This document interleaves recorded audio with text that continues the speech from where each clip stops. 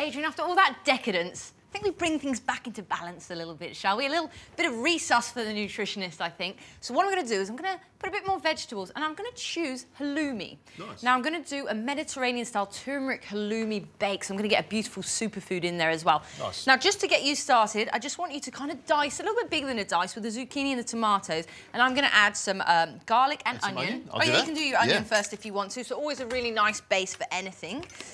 Right here. So I do like to cook Mediterranean quite a lot, and for good reasons. Now, the reason I use Mediterranean a lot is they live a really long life, and that's what we're after, a long, rich, happy life. Long, richo life. That's there we go. With tasty food, which is more important. Tasty food and healthy food is a good thing. Exactly. So what I'm going to do is I'm just going to saute off the onion and garlic. So I just want to have that on a nice low heat there. And I have some really good extra virgin olive oil. Now, of course, those Mediterraneans are staying alive for a long time because they have lots of good fats, good for the brain, good for the joints, so they can go up those hills, visit their friends for a little alfresco red wine. So we can be quite generous with that olive oil right there. And you're quite generous with the truth there as well. So that story just keeps on going and going and getting better. It's lovely. There we go. So I'm just going to dice that up a little bit smaller with the garlic. Now, garlic is its own superfood, OK? Antibacterial, anti-inflammatory. I love garlic. I think it's one of the best ingredients, and I use it in just about everything if I can. I know. You know, chopped like that, or when you grate it in a microplane, or, you know, even when you slice it nice and thin, or even cook it whole. You know, whole cloves are great as well. And the smaller that the garlic is, the actually more active that the active ingredient becomes. So what we're going to do is just fry that one off there, just for 2 to 3 minutes, or until it becomes translucent, OK? And then we've got lovely dicing there with that one. Yep, so what we're going to do is add that into there as well, and we're just going to cook that off until the zucchini becomes nice and soft, and then I'm going to show you how we're going to put that cheese in there.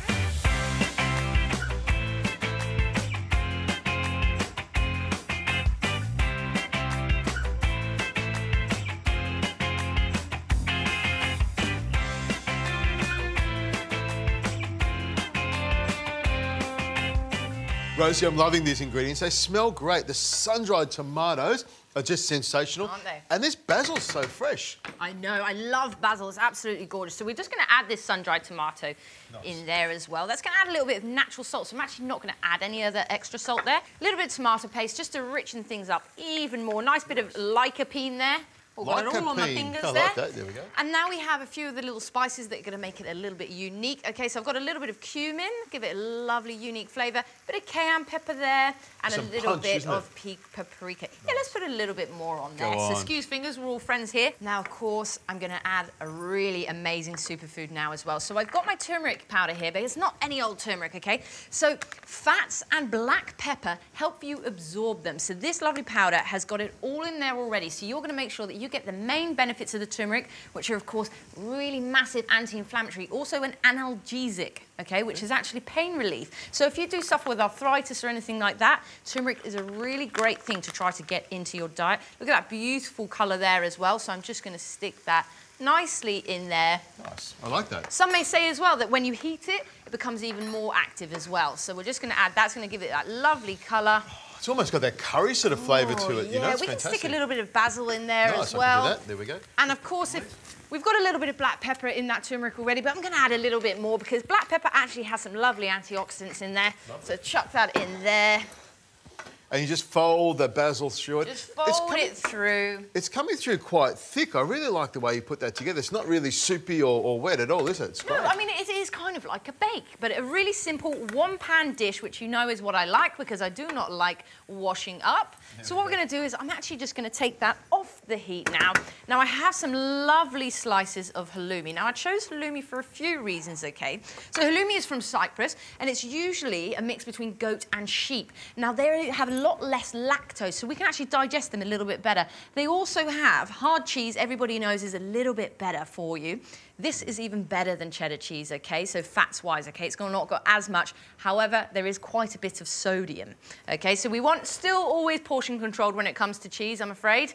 I know we want it a different way. So what I want to do, if you want to grab some of this halloumi, there we go. Let's just dot it around there. Don't worry about making it look prettier. Oh, you made it look pretty anyway. This will be like a little daisy. There we go. Superb. So what I've got is I've just got the grill on a kind of medium heat, and what I'm going to do is nicely griddle that halloumi. And the great thing about halloumi is it doesn't melt melt when it heats. What it does do is get this beautiful browned, chewy, gooey, squeaky, salty, okay? It's gonna be absolutely delicious.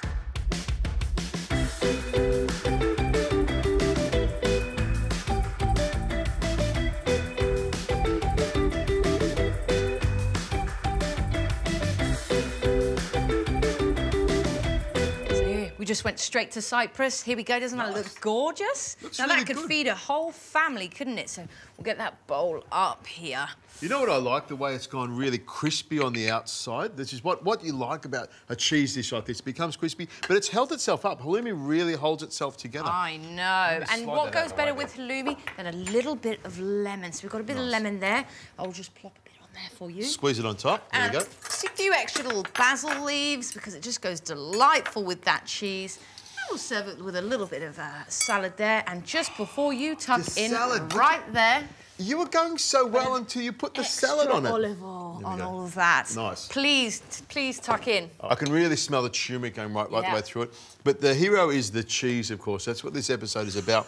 And it held up really well. It's almost like you could crumb this halloumi and make a schnitzel out of it. You could do just about anything. But I do like what I've done there. A little bit tomatoey base, adding a little bit more nutrition to a moderation type food, really. Because that is what cheese is. You don't have to moderate this one. I think it's a really healthy dish. Lots of flavour in there, lots of veggies in there. This is a cracker of a dish. I really like this, Rosie. I think you've done really well. Thanks.